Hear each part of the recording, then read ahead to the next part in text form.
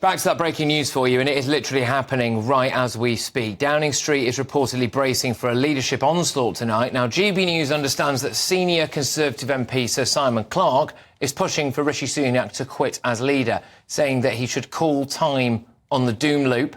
It follows multiple letters of no confidence that have been submitted against the Prime Minister in recent weeks. It is expected that more senior Conservative figures will go public this evening, questioning his leadership. And I have a quote from Simon Clarke in front of me right now, which says that it is time to strip away illusion and stop tolerating any indulgence of it. Our country, with all the challenges that we face, is on the brink of being run by Keir Starmer's Labour for a decade or more. If Nigel Farage returns to the fray, as looks increasingly likely, extinction is a very real possibility for our party. And it is now beyond doubt that whilst the Prime Minister is far from solely responsible for our present predicament, his uninspiring leadership is the main obstacle to our recovery. Rishi Sunak has sadly gone from asset to anchor. He lags Keir Starmer, himself no Tony Blair, by double digits on the best Prime Minister metric. He leads Keir in just 139 seats across Great Britain. He's behind in 493. His personal approval ratings have collapsed, particularly amongst the key voters we need to win back. And we are now lower than Boris Johnson and even Jeremy Corbyn were when they resigned. Rishi has great strengths. He is decent to his core, fiercely intelligent and works formidably hard. I saw these strengths up close, but these strengths cannot compensate for two fundamental problems. He does not get what Britain needs, and he is not listening to what the British people want. Simon Clarke there, in the Telegraph. Replace Sunak or face decade of decline under Starmer.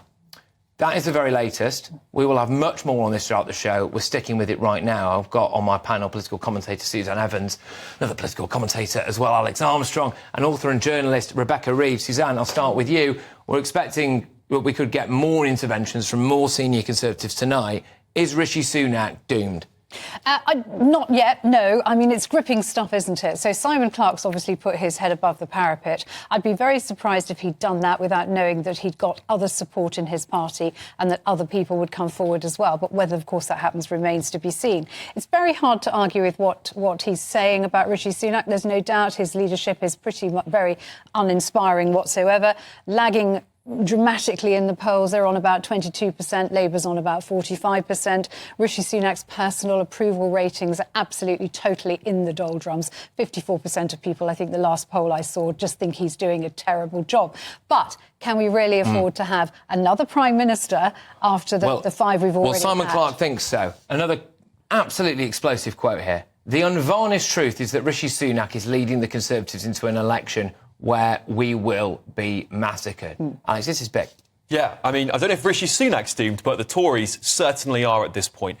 I mean, the problem really here is who is going to replace Rishi? There is no talent left in that front bench. I mean, in fact, Rishi has put all of these old-school Grant Shapps, he's had to dig up David Cameron, hasn't he, to put him on the front bench. He's surrounded himself by loyalist corporatists like himself because he's obviously must have seen this coming from afar, really. So maybe quite a smart move from Rishi to have these political allies around him. But I do really think the Tories are doomed. They cannot afford to have another Prime Minister. And frankly, there is no one else. I mean, the country are crying out for change. And as he said himself, Simon Clarke said, if Nigel comes back in here, this is the death toll for the Tories because they have lost their identity. Nobody knows who they are. They don't even know who they are. They don't know who their leader should be either. No, and even if, it's a massive stretch, but even if there were another leadership campaign, how long would that leave somebody to get their feet into the table and actually make a difference before a general election? Well, I suppose if it is, as Simon Clarke is portraying this, a straight shootout between guaranteed total complete and utter oblivion or one more roll of the dice,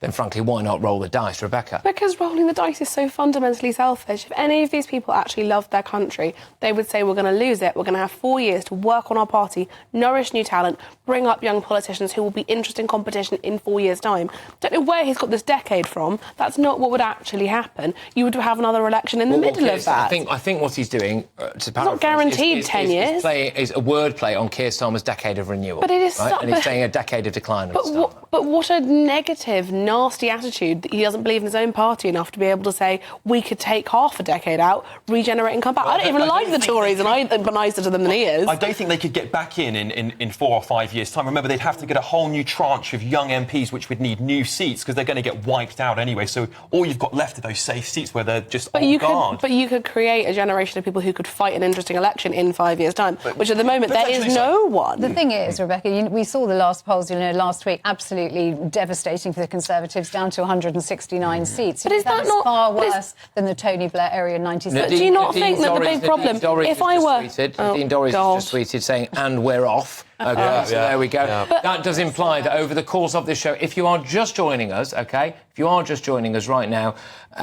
it appears to be happening, OK? A Conservative MP, Sir Simon Clarke, has now called openly and in very strong terms, actually, for Rishi Sunak to go. It is expected that we could see more senior Tory figures coming to the fore this evening. We will bring that all to you right here on this show. Number 10, understandably not happy, it must be said as well. Now, this is coming from Harry Cole, who's at the Sun, fantastic political correspondent, it must be said. This is a self-indulgent attempt to undermine the government at a critical moment for this country. He may claim to be helping the party, but the only person he is doing any favours for is Sir Keir Starmer. Sorry, that is a senior Tory spokesperson. That is what Harry Cole is tweeting. That is his source that's coming to him on his Twitter at the moment. What do you make of this, Alex, that we're seeing unfolding right now? Yeah, I mean, look, I think it's going to take a bigger name than Simon Clarke to take down Rishi Sunak. It's going to have to be someone with some support from maybe a lot from the backbenchers, certainly, but also from other front bench ministers and secretaries of state in order to really crush this government. Rishi obviously famously did this himself with Boris, didn't he? So maybe he started to get a taste of his own medicine. Some would call it karma, perhaps. And I'm sure there'll be many members of those Red Wall seats that will be happy to see this happen. But surely this 45, but the approval ratings thing, like, listen, I'm a Labour voter. I'm delighted about this. This is popcorn for me. But surely, is nobody asking, maybe the reason nobody approves of this is because we can't keep our house in order? Because this, to me, is a badly behaved family of unruly children. And at least Labour, for now, and I'm sure that will change, are able to play nicely and present a united front for now. OK, let's have a little look behind the scenes on this, right? So you've got the devastating issues with Rwanda, just impossible to get that through the Lords at the moment. He's lost 2 deputy chairmen of the Conservative Party. He's lost, obviously, those kind of, like, right-wing Spartans, as it were, the 11 people that voted against it, let alone all of those people that voted through gritted teeth. My phone lights up regularly with Conservative MPs saying, we actually just really don't like this guy, he can't be trusted. Simon Clarke has felt bold enough to release a scathing piece in The Telegraph right now, which says that PM's uninspiring leadership is the main obstacle to our recovery. We need a leader who shares instincts of the majority.